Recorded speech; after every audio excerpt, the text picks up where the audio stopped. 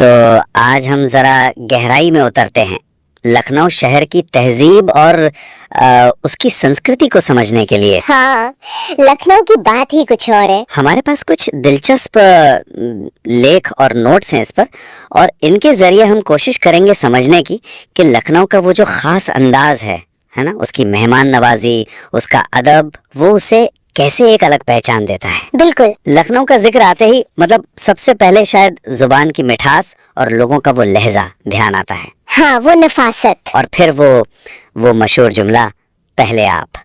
इसे सुनते ही लगता है जैसे किसी पुरानी नवाबी महफिल का दरवाजा खुल गया हो। हाँ, और ये पहले आप जैसा आपने कहा, ये सिर्फ एक जुमला नहीं है, ये तो लखनऊ के अदब और तहजीब की आप कह सकते हैं आत्मा का हिस्सा है। अच्छा। जो स्रोत हमारे पास है वो इस बात पर जोर देते हैं कि ये महज रास्ता देने की कोई फॉर्मेलिटी नहीं थी। नहीं, ये असल में सामने वाले के लिए गहरे सम्मान का प्रतीक था।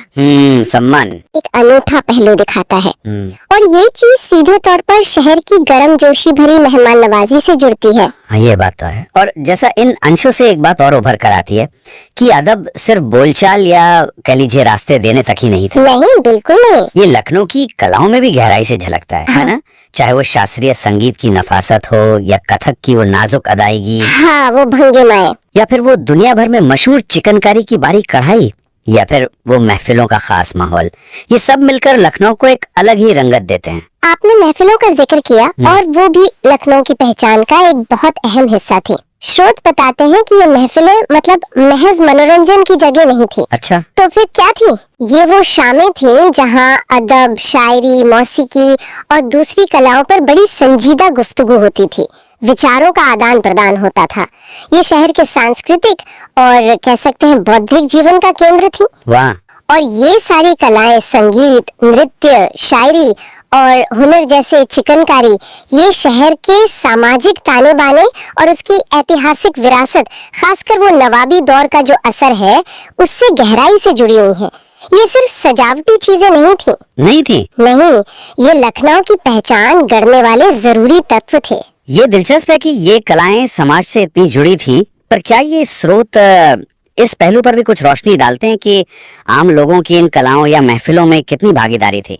मतलब क्या ये सिर्फ नवाबों और जो अमीर लोग थे उनके संरक्षण तक ही सीमित था, या इसकी जड़ें ज्यादा गहरी थी? ये बहुत जरूरी सवाल है। देखिए, इन दस्तावेजों से ये तो साफ है कि शाही संरक्षण मतलब रॉयल पैट्रोनेज, उसने इन कलाओं को पनपने में बड़ी भूमिका निभाई। हाँ, वो तो होगा ही। लेकिन कुछ इशारे ये भी मिलते हैं कि इनका असर और इनकी सराहना समाज के निचले तबकों तक भी थी। जैसे चिकनकारी को ही ले लीजिए, ये तो घर घर में होने वाला हुनर था। सही बात है। हाँ, ये हो सकता है कि महफिलों का स्वरूप शायद अलग अलग सामाजिक स्तरों पर थोड़ा भिन्न रहा हो, लेकिन कला और अदब के प्रति सम्मान का भाव वो पूरे शहर में महसूस किया जा सकता था। वो लखनऊ की हवा में था, सिर्फ महलों तक सीमित नहीं था।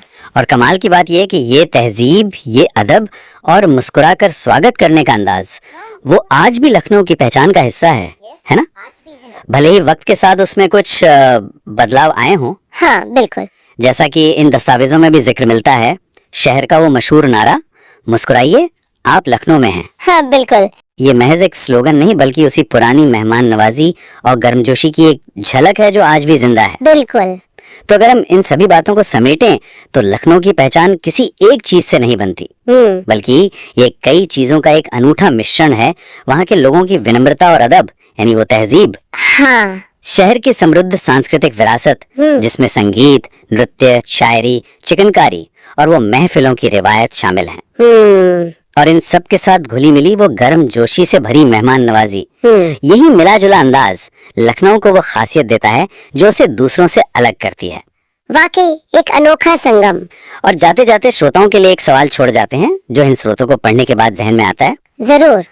कि एक तरफ तो लखनऊ अपनी इन गहरी जड़ों वाली तहजीब और कलाओं को आज भी सहेजने की कोशिश कर रहा है, लेकिन आज के जो तेज रफ्तार आधुनिक दौर है, हाँ, उसकी चुनौतियां हैं, उसके प्रभाव हैं, वो इन सदियों पुरानी परंपराओं के साथ कैसे तालमेल बिठा रहे हैं? हाँ, बहुत मौजूद सवाल है। क्या ये परंपराएं बदल रही हैं, या कोई नया रूप ले रही हैं, या फिर कहीं टकराव की स्थिति बन